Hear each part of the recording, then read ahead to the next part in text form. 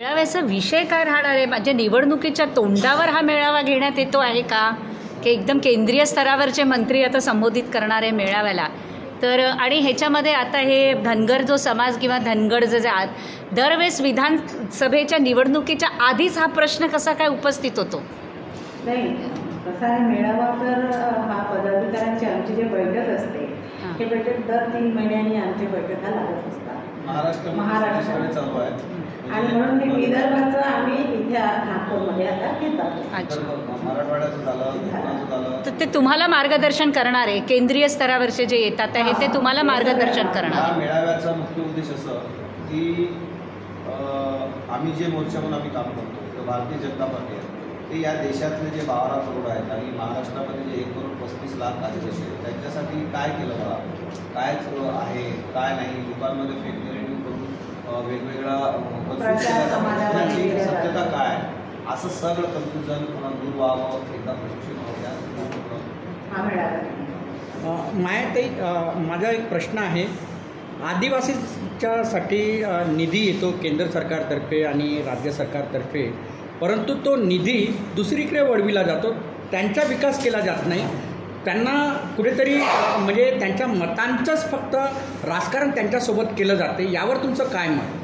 नाही, कसं आहे की जनप्रतिनिधी जे आहेत त्याच्या भागातले त्यांच्यावरही डिपेंड राहते. जे सक्रिय आहे आपल्या भागामध्ये कसं निधी वळून मिळायचं त्याच्यावरही डिपेंड असते आणि जास्तीत जास्त फंड आदिवासी बहुल एरियामध्ये खर्च झाला पाहिजे याचा आमचं सगळ्यांचा प्रयत्न राहते आणि तो होतेही. काही प्रमाणात आता थोडं वाचलं नाही झालं नाही आणि यावेळेस वडवल्या गेलेला नाही. महाराष्ट्रामध्ये जो 9.18% आता मी तुम्हाला सांगते, नागपूर शहरामध्ये आदिवासी घरकुल हे सबरी घरकुल चालू होतं. मग ते काँग्रेसच्या सरकारमध्ये ते बंद करण्यात आलं होतं.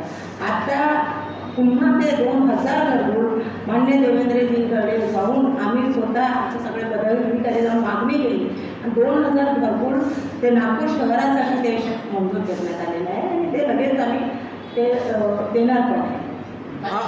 आताची एक घटना घडली, तुम्हाला माहिती असेल. म्हणजे एका म्हणजे आई वडील त्या मृतदेह गडचिरोलीवरून ते घेऊन चालले, खांद्यावर घेऊन चालले.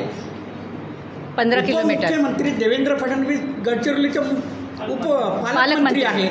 मग अशा वेळी तुम्ही म्हणता विकास झाला, आरमोरी सारख्या शहराचा विकास झालेला नाही. तुम्ही कशावरून म्हणता? तुम्ही कारण सत्तेत असल्यामुळे तुम्ही त्यांचे बाजू घेतात का? तुम्ही गेले का गडचिरोली? समाजाच्या मागे पण मागे आहोत. नाही गेले का कधी तुम्ही गडचिरोलीला? गेले का कधी? काय बघितलं तुम्ही गडचिरोली? नाही आहे, समस्या नाही आहेत अशा नाही, पण काही समस्या या शॉर्टमध्ये सोडवल्या जातात, काही समस्याला लॉंग लागतो. कारण आमचा गडचिरोली जिल्हा हा नक्षलवादी भाग आहे. आमच्याकडे 78% फॉरेस्ट आहे, नदी नाले आहे. इकडे ह्या सगळ्या गोष्टी करताना खूप साऱ्या गोष्टी कराव्या लागतात.